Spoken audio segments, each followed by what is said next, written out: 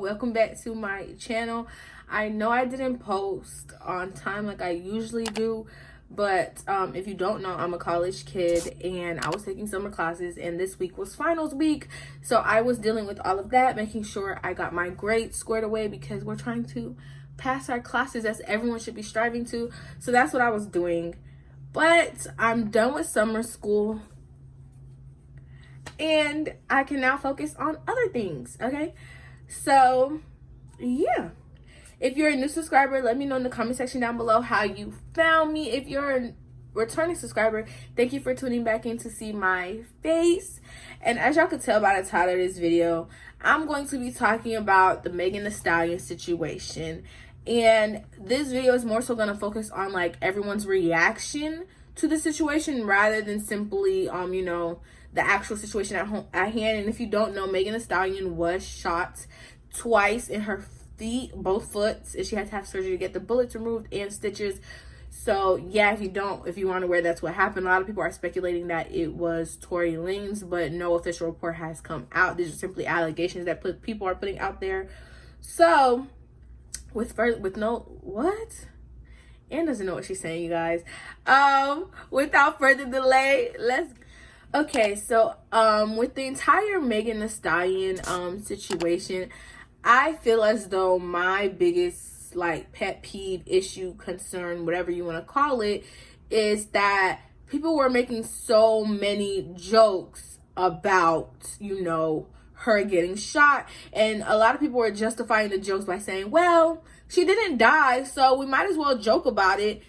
And it's ridiculous to me. I feel like I can understand with some people that is how they joke, but it's kind of like, why would you do that? And people were still joking even after she put out a statement saying she was severely traumatized by the situation, and people were still joking after that. And I was sitting there and I was just like, how can you joke about someone else's pain? I cannot comprehend. My mind cannot make sense of it.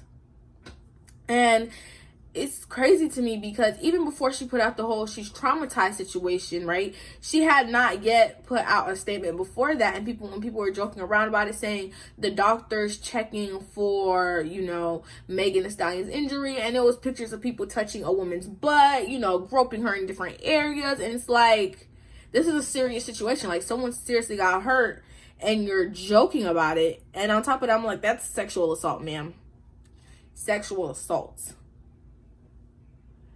And I'm like, you guys are literally dehumanizing her by sexualizing her because you're making it seem as if this situation is less than important and things of that nature. When I know if it was a woman from a different race, it would not have been treated like this, and it would have made more headlines, in my opinion. For example, when Kim Kardashian got robbed, there were a few jokes, not that I saw any, but people did say there were jokes made. But that situation made national headlines when it happened, and people took it very seriously, especially when Kim came out about saying how she had anxiety about the situation, how she no longer felt safe going outside. People took it very seriously, whereas it's Megan Thee Stallion, all of a sudden it's jokes, it's kikis and laughs, and it's just like, and then even big name rappers like 50 Cent and other people were making jokes of it, and I'm like, why are you making a joke of it? Because let it have been a male rapper or anyone else, you guys would have been saying, oh, gun violence is so serious, and gun violence is this, and gun violence is that. And it's like, when it's any other person, no, let me clarify. When it's a male, we have to take these situations serious. But when it's a woman, we can't take the situation serious. It has to be jokes. It has to be laughs. And people were saying because she didn't die, it's okay to joke about it. That's still PTSD. She still has to deal with that. If she so chooses to make jokes later on in life about the situation, that is her business. And then not even I would, but if then you feel comfortable making a joke about the situation, then so be it, because she's joking about it. She's saying it's okay to joke about it. It literally hasn't even been a month and people still are taking it as a joke, and people are saying she's victimizing herself. What is there to victimize? She is the victim. And this all goes back to my issue with never allowing black women to be vulnerable. It's always black women are so strong. Black women are so this, that, and the third. And yes, I get it. We're strong and resilient. But you guys use it as an excuse for women, for black women. Let me be specific. Y'all use it as an excuse for black women to not be vulnerable. And I'm sick of it. Because black women, we sit here, we protect black men all day. We try and give you guys some spaces to be vulnerable. Yes, there are a few who view men should not be crying and vulnerable, but we leave those birds to the side because we know black men should be allowed to be vulnerable, and we actively make spaces for you guys. But the favor is never returned on a large scale, and that is my issue. That is my issue, because yes, there are black men who do allow us to have spaces to be vulnerable, to flourish in our femininity. But it's not enough for me. Y'all are letting these other black men who honestly don't care, y'all letting them get the forefront, the highlight, and everything in between. And it's honestly sickening. Like, I need you to put them in their place. I need you to hold your male counterparts accountable, because this is ridiculous. And I'm not going to just blame men, because men were not the only ones making jokes. They were just the majority of the jokes they were the majority of the people making jokes. But there were a few women who were making jokes like that. And for those women, I don't understand what's going through your mind. What's not clicking for you to understand that he's not going to choose you, love. He's not going to choose you. You can make all the jokes you want. He's not choosing you. And this, I feel like this situation with Megan is a larger scale than people are realizing, because a lot of people, they decided to realize, oh, they should stop joking about it when they saw her on live crying, because mind you, Megan's only 25. She's lost her mother within the past year. Has it been a full year yet? I'm not even sure. She's lost her father, and she's also lost her grandmother, so she doesn't really have like an adult family member guiding her through all this, because be mindful, her mom was her manager, the one guiding her through all this. May she rest in peace. She passed away. I believe it was due to brain cancer. If I am wrong, you may feel free to correct me in the comments. But mind you, Megan's only 25. Only 25. She's just getting done with school. She's just taking off in her rap career where, you know, she has someone to guide her and that person isn't there no more. So now she was just trying to, you know, be friendly and nice in the industry. And now she had to learn. I feel so bad that she had to learn in the hard way that you can't trust everyone in the industry. You can't. And the fact that it took her going on live, crying about it, grieving her mother, for y'all to finally take her pain and her trauma seriously is not okay at all. She shouldn't have to do all that. That moment she put out that statement saying, hey, this is what happened to me, I'm not okay, that's when you should have believed her. That's when you should have been checking on her and making sure she's okay. Not when you see her on live crying. Not when you see her on live crying. That's ridiculous. You have to see the actual tears to believe that she was in pain. To believe that she was in pain, you had to see the tears to believe it. That's ridiculous to me. Especially with 50 Cent retracting his statement, really, I didn't realize it was so wrong. Someone got shot. And she literally said in her statement before she went on live that the person who shot her did it with the intent to harm.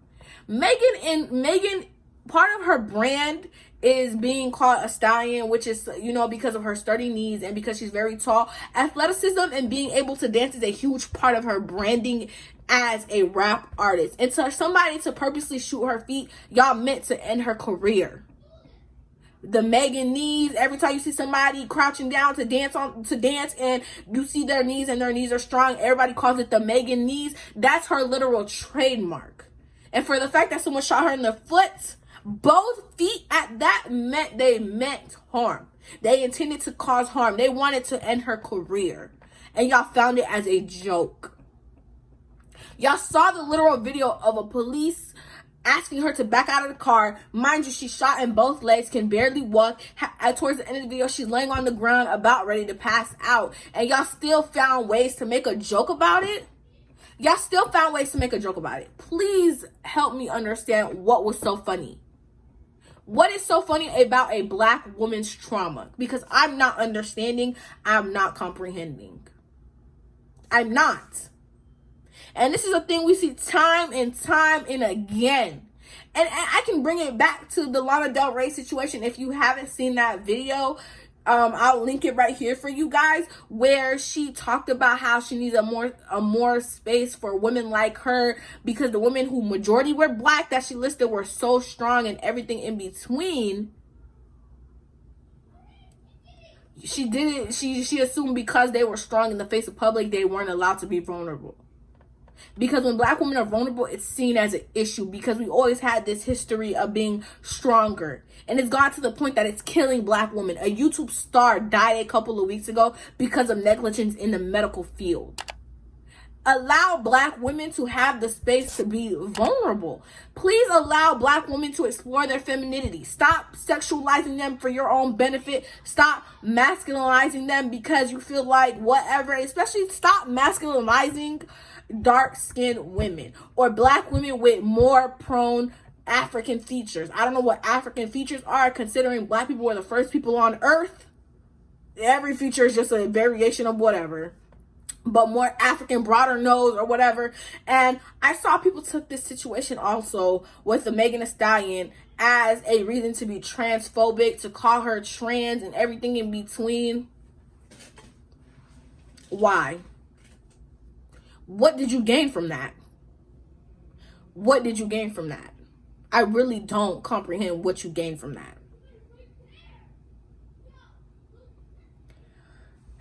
It's so much misogynoir ingrained into society that creates such a hostile environment for black women that we can't even feel the need to be vulnerable, because once you're vulnerable, people tell you, oh, you're strong, you can deal with it.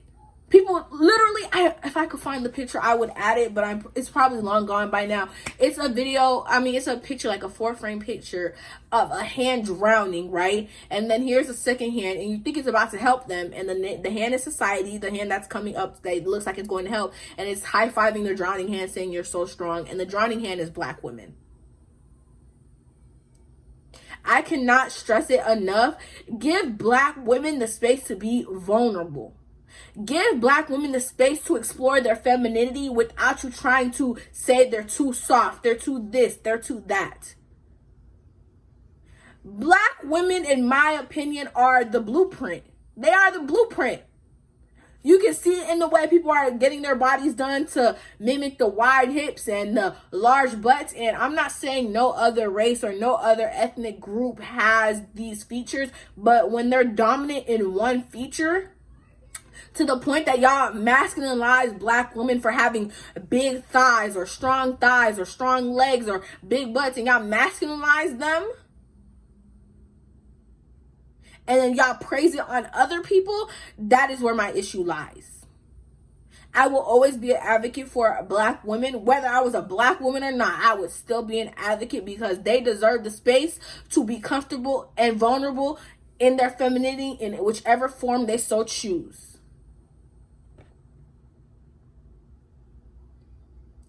Black women are not your trauma mules. We don't have to sit there and listen to you 24/7 because you feel like because we're strong, we should be. No. While you're unpacking all your trauma onto black women, while you're stealing every style, body part, and everything from black women, while you bash them, Lord, so help me, you need to change, because it's getting ridiculous. And it's getting attacked from every angle. It's attack from black men, attack from non-black women, attack from non-black men, attack from actual other black women, because we have been so conditioned with misogynoir that black women are turning on black women sometimes. And it's disgusting. With that being said, I'm going to end the video right here, because honestly, I can go on for hours. Let black women do what they want to do.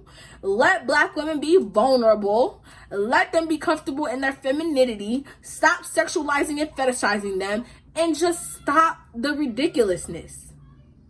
Stop it. It's ridiculous. The way it's so ingrained that people just find it so hilarious makes no sense to me. Black women does not need to be the butt of your joke, especially dark-skinned black women. We're sick of it. Not just me. We're all sick of it. Stop it. It's embarrassing. You're embarrassing. Because like I said, we're the blueprint, and I said what I said. I hope you guys enjoyed the video. If you have any opinions, make sure you leave them down in the comment section below. And I hope you guys enjoyed the video. I will see you guys next week. I will try and get the video out on time like I have been doing. I'm sorry for the delay on this video. With that being said, I will see y'all later.